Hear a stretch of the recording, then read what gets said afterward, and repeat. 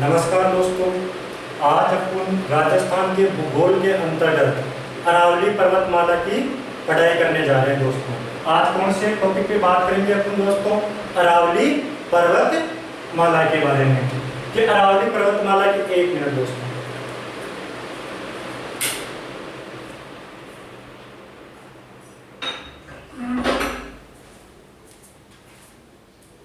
अरावली पर्वतमाला के बारे में आज अपन जानने वाले हैं दोस्तों कि अरावली पर्वतमाला की उत्पत्ति कब हुई, अरावली पर्वतमाला का विस्तार क्या है, अरावली पर्वतमाला की राजस्थान में स्थिति क्या है, अरावली पर्वतमाला की दिशा कौन सी है, अरावली पर्वतमाला की सर्वोच्च ऊंची चोटियां कौन सी है, और अरावली पर्वतमाला को राजस्थान में कितने भागों में डिवाइड करके पढ़ा जाता है। इन सारी तमाम प्रकार की जानकारियों को आज दोस्तों अपन यहाँ पे निपटा लेंगे दोस्तों। अरावली पर्वतमाला एक ऐसा टॉपिक है दोस्तों, इससे क्वेश्चन आए बगैर नहीं रहता दोस्तों। तो इस टॉपिक को ध्यानपूर्वक आपको मन लगा के आराम से विचित्र ढंग से पढ़ना है दोस्तों, ठीक है।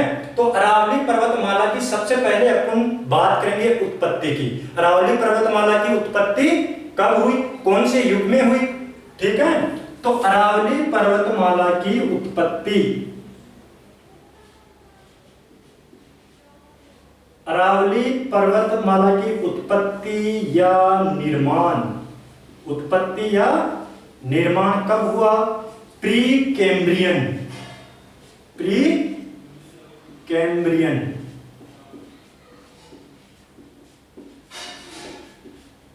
प्री कैम्ब्रियन युग में कब हुआ दोस्तों? कब हुआ? प्री कैम्ब्रियन युग में हुआ। यहां से एक बात क्लियर। अब इसके आगे अपन जानना चाहेंगे कि अरावली पर्वतमाला है, इसकी लंबाई कितनी है, राजस्थान में कितनी है, पूरे इंडिया में इसकी लंबाई कितनी है, और ये कहां से कहां तक फैली हुई है। तो इसका जो विस्तार है वो जानने वाले हैं दोस्तों। अब अपन क्या करेंगे? अब इसका विस्तार देखेंगे। इसकी जो कुल लंबाई है वो है 692 किलोमीटर। यह है कुल लंबाई, कुल लंबाई। कुल लंबाई कितनी है? 692 किलोमीटर। कितनी है? 692 किलोमीटर। उसमें से राजस्थान में जो लंबाई है वो है 550 किलोमीटर। कितनी है? 550 किलोमीटर राजस्थान में लंबाई है इसकी। किसमें लंबाई है? राजस्थान में। राजस्थान में लंबाई कितनी है दोस्तों? 550 किलोमीटर। फिर बात आती है कि अरावली पर्वतमाला की, अरावली पर्वतमाला की जो औसत ऊंचाई है वो कितनी है? अरावली पर्वतमाला की जो औसत ऊंचाई है वो है 930 मीटर। कितनी है? 930 मीटर। कितनी है? 930 मीटर। कितनी है औसत ऊंचाई? समुद्र तल से औसत ऊंचाई अरावली पर्वतमाला की कितनी है मेरे भाइयों? 930 मीटर।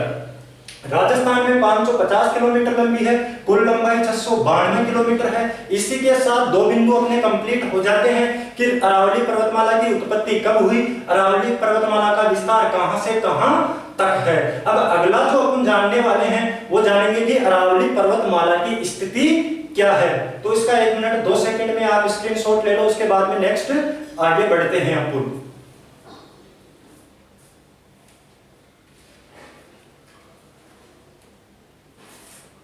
एक बात और बता देता हूं दोस्तों यहीं पे, अरावली पर्वतमाला की विशेषता, अरावली पर्वतमाला की विशेषता। अरावली पर्वतमाला की विशेषता क्या है? अरावली पर्वतमाला, फर्स्ट बात तो ये ध्यान रखना है कि अरावली पर्वतमाला है वो प्राचीनतम पर्वतमाला है। कौन सी पर्वतमाला है? प्राचीनतम। कौन सी पर्वतमाला है? प्राचीनतम। प्राचीनतम पर्वत है ये दोस्तों। अरावली जो पर्वतमाला है वो प्राचीनतम पर्वतमाला है। कौन सी पर्वतमाला है?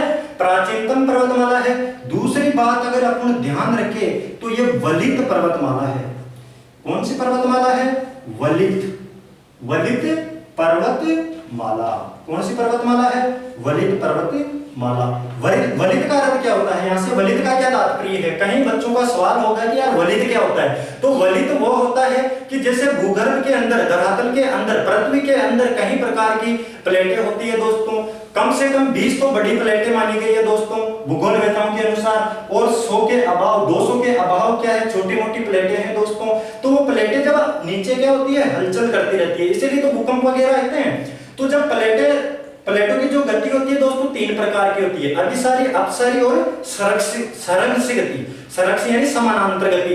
तो प्लेटें या तो एक दूसरे के पास में आती है, या प्लेटें एक दूसरे से दूर जाती है, या प्लेटें एक दूसरे के पैरेलल चलती है, या प्लेटें एक दूसरे के पैरेलल चलती है दोस्तों। जब वलित पर्वतों का निर्माण कब होता है? जब प्लेटों में अभिसारी गति होती है और प्लेटें मुड़कर ऊपर उठ जाती है, तो क्या हो जाता है? फोल्डेड माउंटेन का निर्माण हो जाता है, यानी वलित पर्वतों का निर्माण हो जाता है मेरे प्यारे भाइयों। ठीक है, इतनी बात क्लियर। अब आगे बढ़ते हैं। अपन क्या बढ़ते हैं? आगे बढ़ते हैं।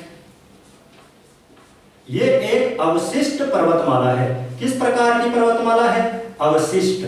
ये किस प्रकार की पर्वतमाला है? अवशिष्ट पर्वतमाला है। अवशिष्ट पर्वतमाला किस प्रकार की पर्वतमाला है? अवशिष्ट। अब अवशिष्ट से यहाँ पे क्या तात्पर्य है? जब अरावली पर्वतमाला को अपन प्राचीनतम बोल रहे हैं दोस्तों, तो यहीं से क्वेश्चन कंप्लीट हो जाना चाहिए कि मतलब अरावली पर्वतमाला का जो निर्माण है वो काफी टाइम पहले हुआ होगा। तो इस अरावली पर्वतमाला का जब निर्माण हुआ था, जब ये युवा अवस्था में थी, यंग थी, तो उस टाइम में इसकी लंबाई थी टोटल 2700 किलोमीटर। कितनी दोस्तों? 2700 किलोमीटर। और आज जो इसकी लंबाई बची है, मैंने कितनी बताई? 692 किलोमीटर। ऐसा क्यों दोस्तों?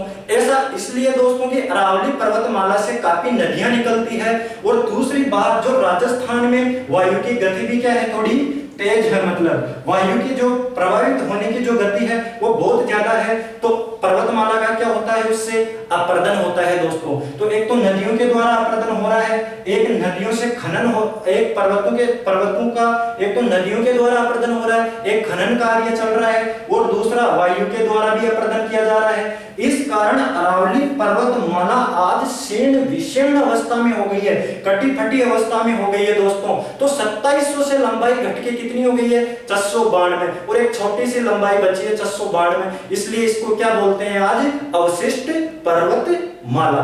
तो ये कंप्लीट हो गया होगा यहाँ से बिंदु कि इसको अवशिष्ट पर्वतमाला क्यों कहा जाता है? क्योंकि जब इसका निर्माण हुआ था, जब ये युवा अवस्था में थी, तब इसकी लंबाई कितनी थी दोस्तों? तब इसकी लंबाई थी 2700 किलोमीटर। जब ये युवा अवस्था में थी तो इसकी लंबाई थी 2700 किलोमीटर, लेकिन आज कितनी रह गई है दोस्तों? 692 किलोमीटर। ऐसा क्यों? ऐसा अपर्दन के कारण। किसके कारण? अपर्दन के कारण, कटाव के कारण। ऐसा क्यों? कटाव के कारण। ठीक है दोस्तों, तो आज 2700 से 692 रह गई, इसलिए इसको अवशिष्ट पर्वतमाला कहा जाता है। प्राचीनतम तो ये है, वलित पर्वतमाला ये है। तो इतने का आप फटाफट से स्क्रीनशॉट ले लो, फिर आगे बढ़ते हैं दोस्तों।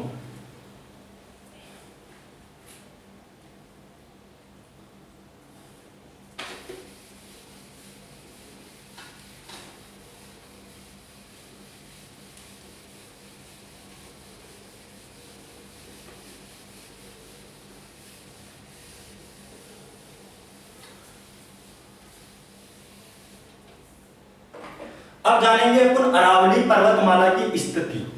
अरावली पर्वतमाला की स्थिति कि अरावली पर्वतमाला कहां से लेके कहां तक विस्तृत है। तो दोस्तों एक छोटा सा राजस्थान का मैप बनाना चाहूंगा मैं पहले। तो यह है अपना राजस्थान का मैप।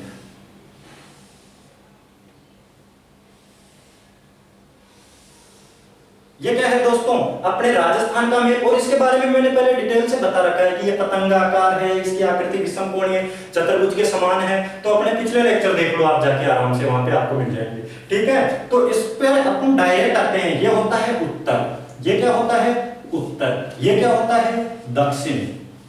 ये क्या होता है? दक्षिण। ये क्या होता है? पश्चिम, ये क्या होता है? पूर्व मेरे भाई, ये क्या होता है? पूर्व। अब जो अरावली पर्वतमाला है वो राजस्थान में कहां से लेकर कहां तक विस्तृत है? तो अरावली पर्वतमाला की जो स्टार्टिंग होती है वो कहां से होती है? यहां से होती है, ऐसे निकलती है अरावली पर्वतमाला,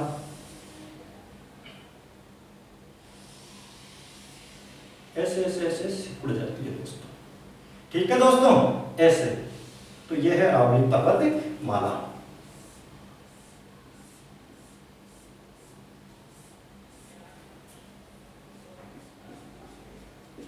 ठीक है ना दोस्तों, तो अरावली पर्वतमाला का जो प्रारंभिक बिंदु है वो है पालनपुर गुजरात। वो क्या है? पालनपुर गुजरात, पालनपुर गुजरात। वो क्या है दोस्तों?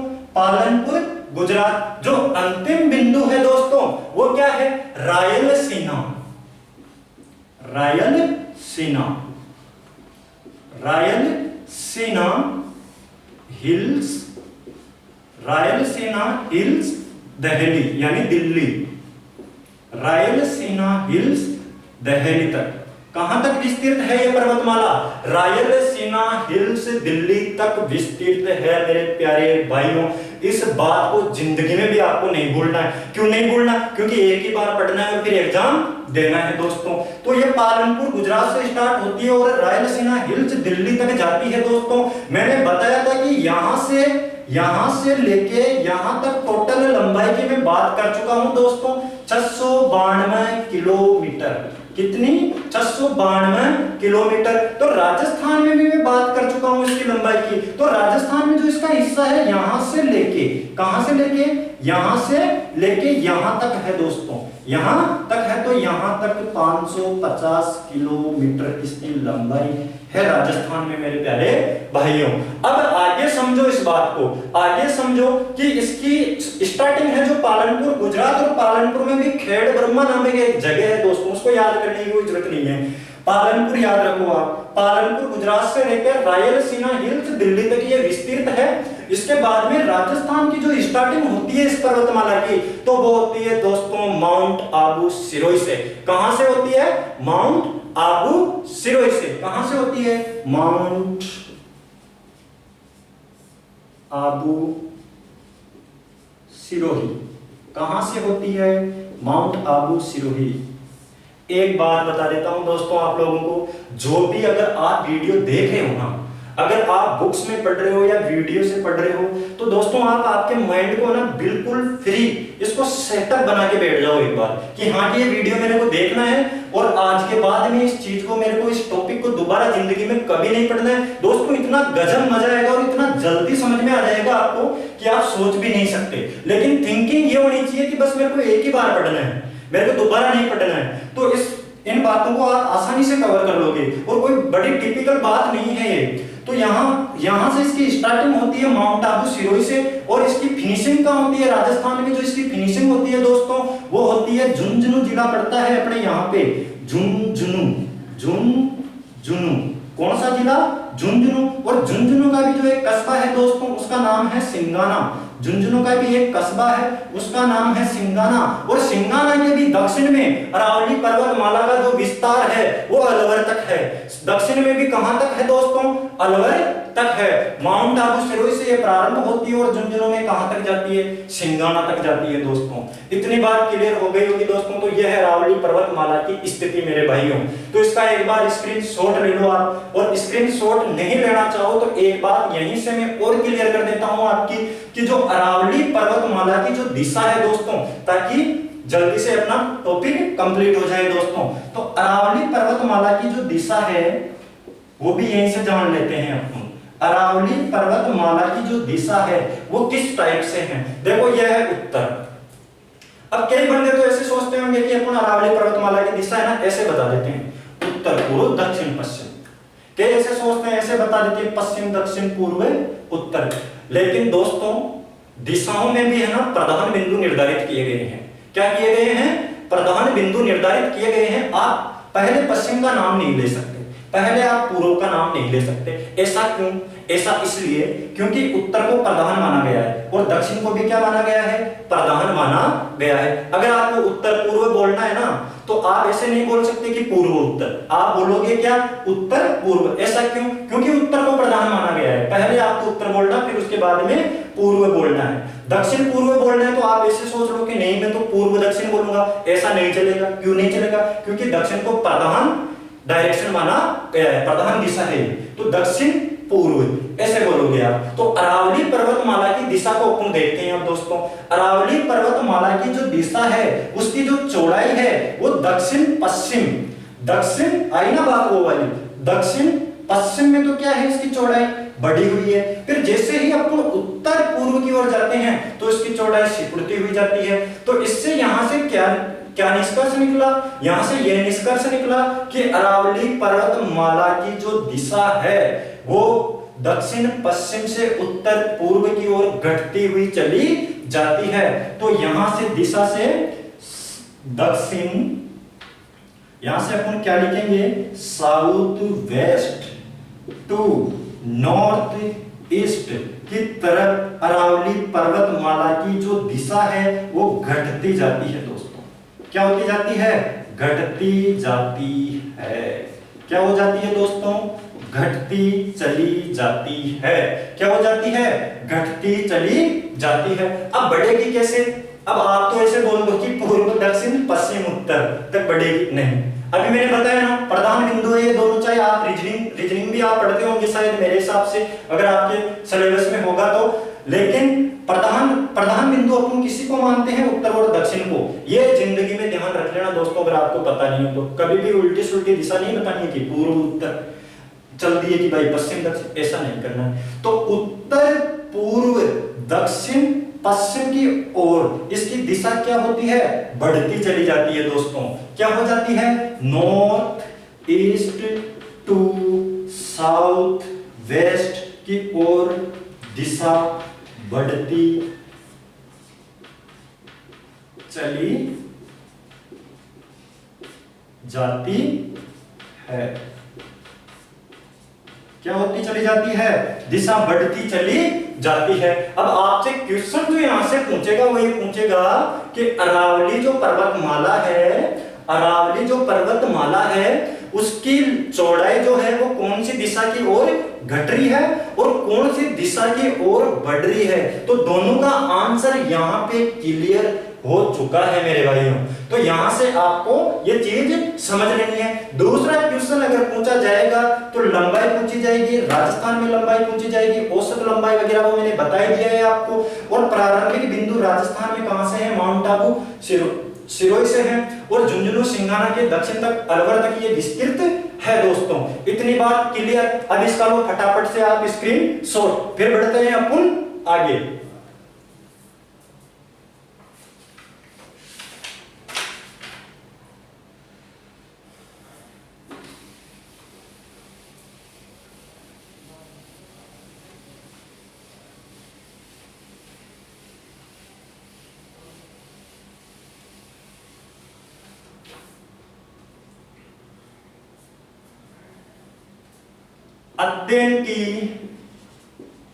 अध्ययन की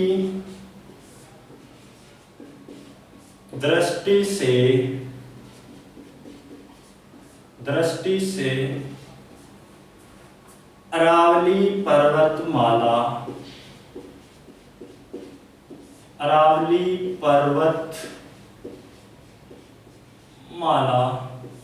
अध्ययन की दृष्टि से अरावली पर्वतमाला को 3 भागों में बांटा गया है।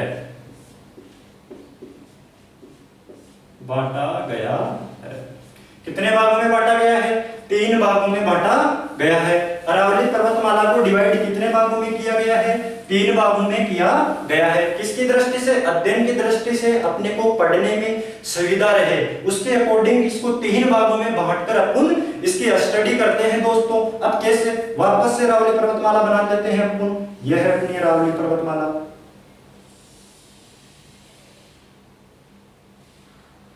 यह है अपनी अरावली पर्वतमाला दोस्तों। ये कौन सी पर्वतमाला है? अरावली पर्वतमाला। ये कौन सी पर्वतमाला है? अरावली। इसको कितने भागों में बांट दिया गया? 3 भागों में। कितने भागों में बांट दिया गया? 3 भागों में। कौन कौन से? उत्तरी अरावली, उत्तरी अरावली, मध्य अरावली, दक्षिणी अरावली। उत्तरी अरावली, मध्य अरावली, दक्षिणी अरावली। ठीक है मेरे भाइयों, इतनी बात समझ में आ गई। उत्तरी अरावली का जो विस्तार है वो झुंझुनू से लेके, कहां से लेके? झुंझुनू से लेके जयपुर तक है दोस्तों। कहां तक है? जयपुर तक, यहां तक, जयपुर तक। फिर उसके बाद में क्या होता है दोस्तों? मध्य जो अरावली है वो जयपुर से राजसमंद तक विस्तृत है। कहां तक?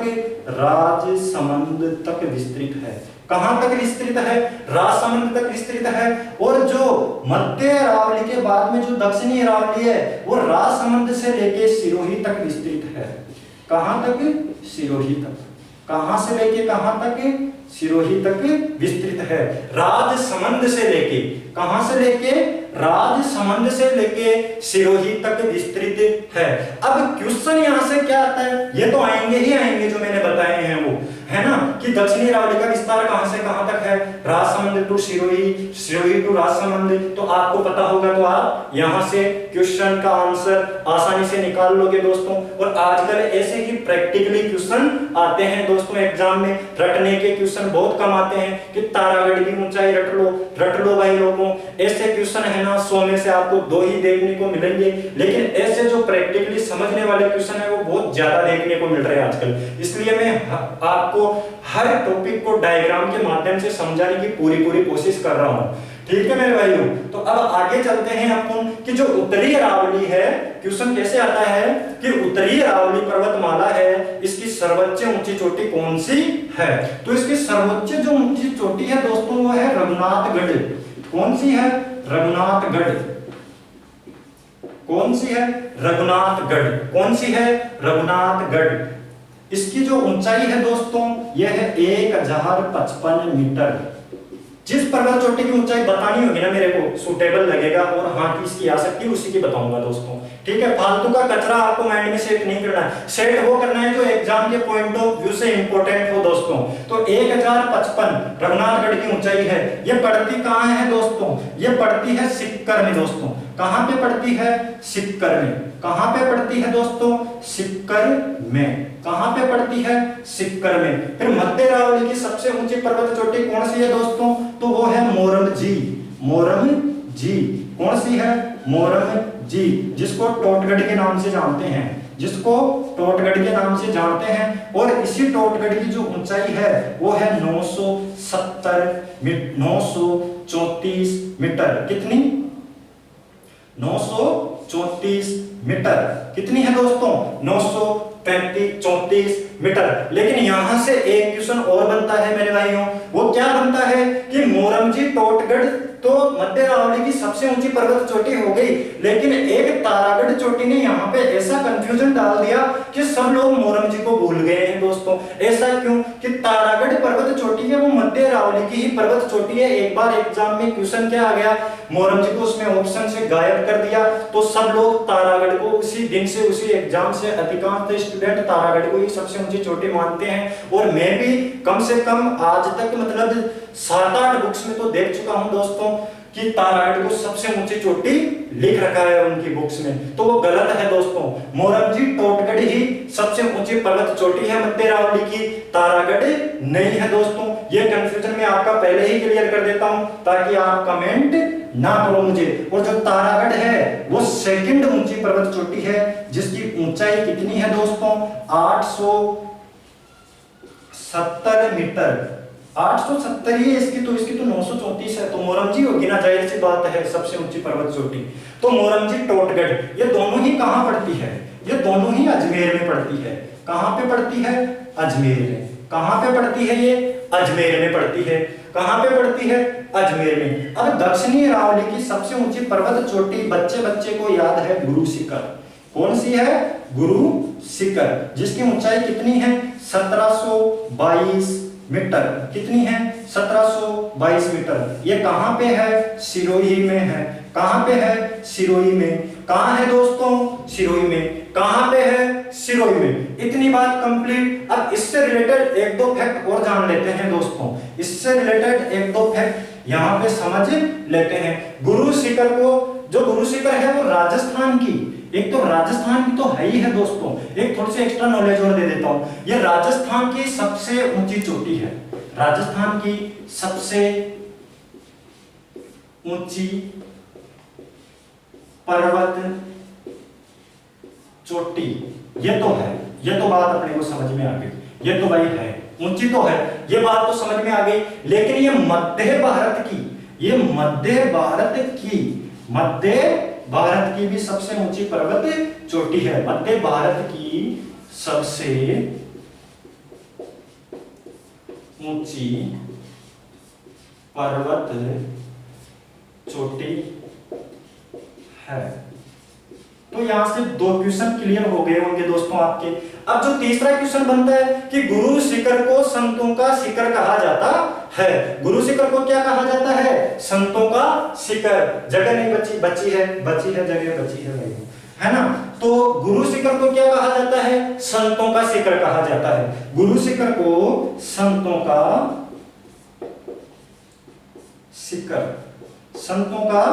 शिखर कहा जाता है दोस्तों। क्या कहा जाता है? संतों का शिखर। लेकिन संतों का शिखर, गुरु शिखर को किसने कहा? कर्नल जेम्स टॉड ने कहा, जो बहुत इंपॉर्टेंट है दोस्तों।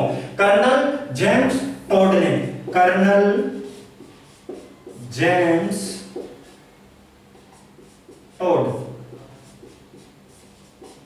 कर्नल जेम्स टॉड ने कहा। तो इतनी बातें क्लियर हो गई ना दोस्तों कि उत्तरी अरावली की सबसे ऊंची पर्वत चोटी, मध्य अरावली की सबसे ऊंची पर्वत चोटी और दक्षिणी अरावली की सबसे ऊंची पर्वत चोटी। तो इतनी बात। और राजस्थान में ऐसे पूछ रहा है आपको कि अरावली पर्वतमाला के कौन से भाग की चौड़ाई सर्वाधिक है, तो दिख रही है दोस्तों।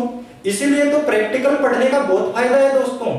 प्रैक्टिकल पढ़ने का, मैप से पढ़ने का बहुत फायदा है दोस्तों। और भूगोल तो ऐसा सब्जेक्ट है कि इसको मैप से ही पढ़ाया जाए। तो ये है दक्षिणी अरावली। तो दक्षिणी अरावली की चौड़ाई ज्यादा है ना, फिर घटती जा रही है ना। उत्तरी अरावली की कम है ना, और दक्षिणी अरावली की ज्यादा है ना। तो यहां से आप दिमाग लगा सकते हो दोस्तों। क्या कर सकते हो? दिमाग लगा सकते हो। चलो ठीक है, इसका एक बार स्क्रीन शॉट ले लो एक बार आप।